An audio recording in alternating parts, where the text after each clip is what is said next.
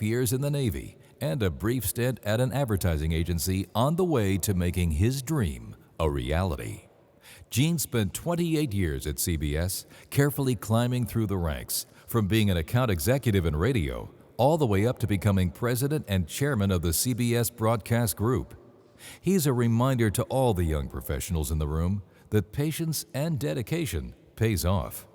In fact, when he left CBS, he went back to Michigan State University and had a particularly rewarding experience teaching a graduate course before becoming a managing director at Verona's Suler Stevenson and head of Jankowski Communication Systems. The professors at MSU encouraged Gene to write a book, which was titled Television, Today and Tomorrow, It Won't Be What You Think.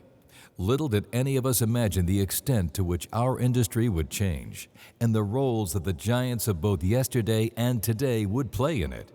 Welcome to the Giants, Gene Jankowski.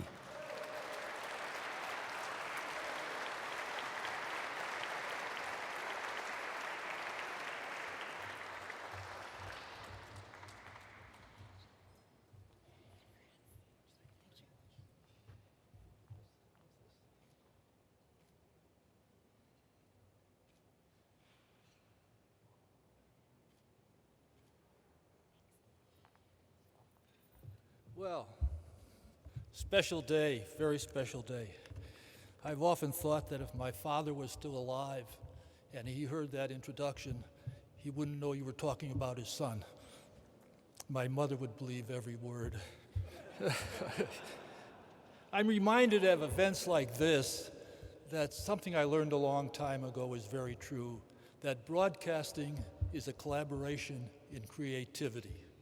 It really doesn't depend on one individual, but it takes a team to make things happen. Whether you're a small production company or a large one, like CBS with thousands of people, it really takes talented people to make things progress. I was lucky to be surrounded by a lot of talented executives at CBS, one of whom is here with us this afternoon, Jim Rosenfield.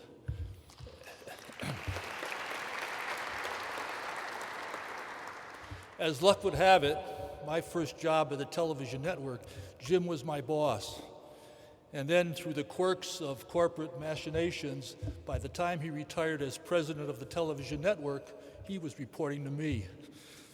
But in my eyes, Jim is one of the best broadcasting executives I've ever known. A couple of other people I like to single out is my wife, Lisa, whose tender, loving care is to make sure I stay healthy and out of trouble. And the fact that I'm here this afternoon, it's a tribute to her talents. Also, my son, Peter Jankowski, is in from Los Angeles. Years ago, when I was running CBS, Peter used to tell his friends that he's my father. I'm very proud to say that Peter's my son.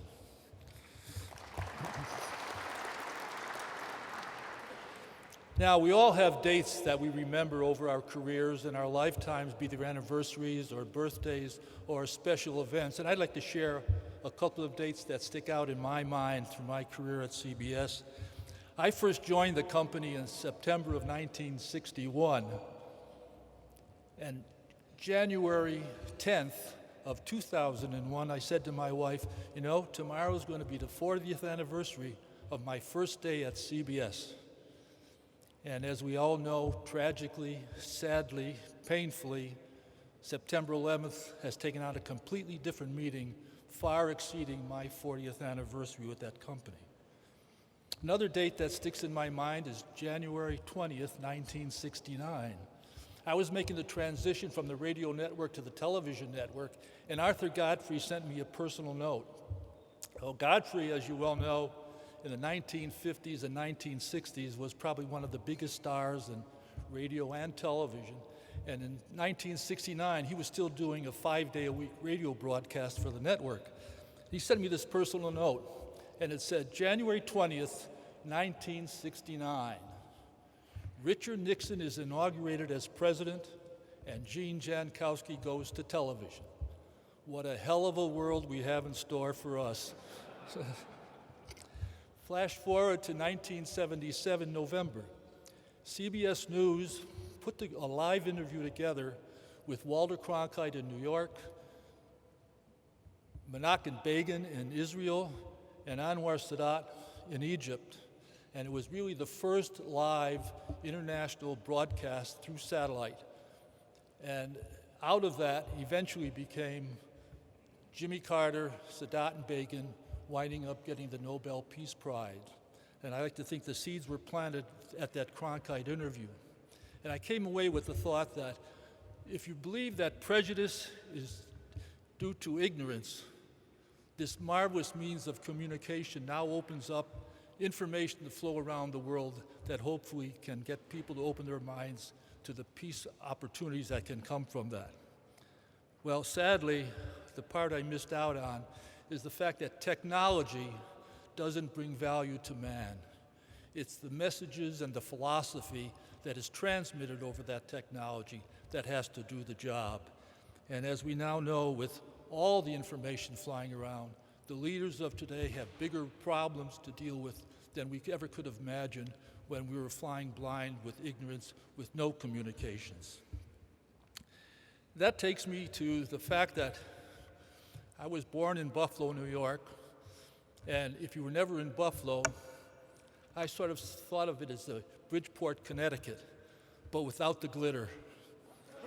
And but as you heard, when I was a young boy, I had dreams of becoming a pitcher for the New York Yankees. And if I really did a good job, eventually I'd make the All-Star team. I thought then, as I do now, that the New York Yankee organization is still the best one in the country, and all due respect to the New York Met fans. But I still believe that. Well, one day in my office, there comes a letter from Yankee Stadium. I said, this is interesting. I opened the letter, and inside is a contract for the New York Yankees. And it has my name spelled out in the first line, and it's spelled correctly. I go to the last page, and it's signed by George Steinbrenner. Well, somebody had told George about my desires and my childhood dreams. And then I read the fine print, and it said, this contract is null and void if you ever show up in a Yankee uniform. I did not sign the contract. I was waiting for a better offer. I'm still waiting. But as luck turned out, I wound up working for the Columbia Broadcasting System, as is now known. And I made a speech in 1982 that CBS was the best broadcasting company in the world, and I still believe that to this day. And now, here I am. I made the All-Star team. What can be better than that? So my congratulations to my fellow members of the Giants. A lot of us touched bases through our careers. Don Mishner did all the Kennedy Center honors for us. Mr. Persky did Caton Alley for us very successfully. And Mel Karmazin was the hottest radio salesman for WCBS Radio when I was the general sales manager for WCBS TV. I offered him a job as the retail sales manager. He turned me down and went to work for John Kluge. I said, he made a terrible mistake. I think with his abilities, someday he could become president of CBS. It shows I had a good eye for talent even back then.